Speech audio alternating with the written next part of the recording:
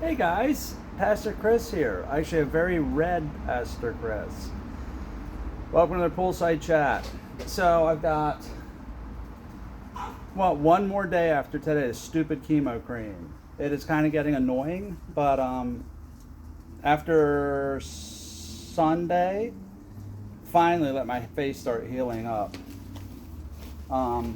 Remember my message: don't be Chris. Wear a hat and use sunscreen. Question came up, comment, and it's one that I had for a while. For any of y'all, does it seem like there are two different gods when you read the Bible? Old Testament God, New Testament God? Old Testament God is all fire and brimstone and death and destruction and anger and wrath. New Testament God is all grace and forgiveness and love and kindness. Doesn't it seem like he changed?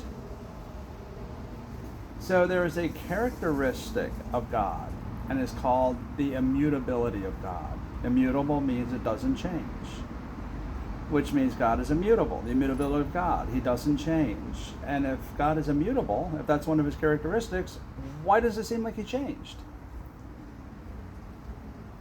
A great question, and it says this in Scripture.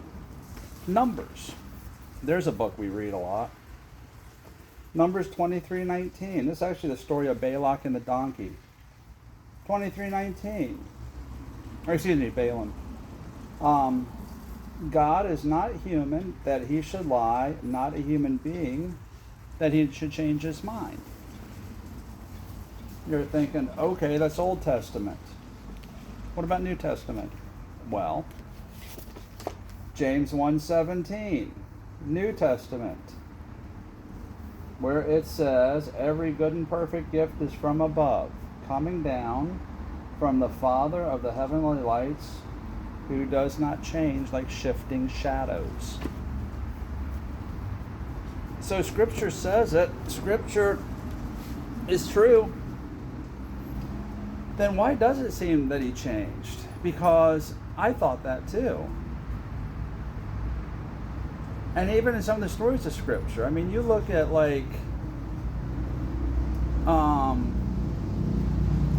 Moses when he goes up on the mountain, gets the Ten Commandments and the law. Oh, these stiff-necked people, I wish they'd never been born. I'm going to destroy them all. God, destroy them all and start over again. Moses begs God, please don't do that. And he doesn't. We see God again. And the story of Sodom and Gomorrah. Lot is there, Abraham's nephew, and says, I'm going to destroy them all. And God's like, well, what if there's like 100 people? What if there's 10? What if there's just one?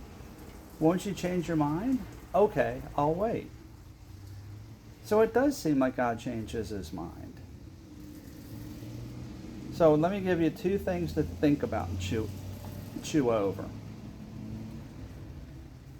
With these stories and with others where God does seem to change his mind, is it that God changed his mind because he thought of something? Or does God challenge us to approach him, to ask him, to debate with him, to wrestle with him, so we get to know him better? I'm not saying it's one or the other. What I'm saying is, think about this. And then the second thing I would give you to think about is God does seem to be all fire and brimstone and anger and wrath, holiness in the Old Testament. But we also see glimpses of God's kindness and mercy and love. Story of Cain and Abel. Cain is all down in the mouth because God rejected his gift, and God talks to him. Rather than saying just his offering isn't worthy, it's like, why are you downcast? Just do what is right, and I will accept it, and all will be right. He showed him mercy. We see this with the story of Jonah. God doesn't destroy the Ninevites because he says, you're concerned about a tree at the end of the story. These are, yes, evil people. But would you rather I kill all these people? And animals too? Mercy, kindness, grace. And even in the New Testament, with the, I thought I saw a hummingbird. With the mercy and love and grace that we see of God, the forgiveness. Don't we also see the holiness? Ananias and Sapphira, they tried to deceive God, struck them down dead.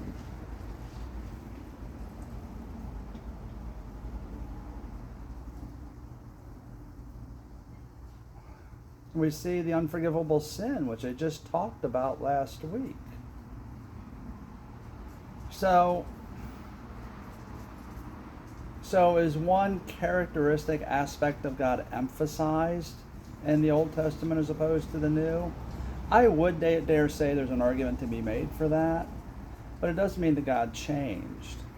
It means that God is showing people who he is and emphasizing part of his characteristics. But like I just said, we certainly see the mercy, grace, forgiveness in the Old Testament, and we certainly see the righteousness, holiness, anger, wrath in the New. The immutability of God. I once heard someone say, and I don't remember who this was, looking at Old Testament, New Testament, how God is portrayed. And if God is the God of the Old Testament, all anger, wrath, holiness, fire, and brimstone, without any mercy or grace, then he would be a dictator.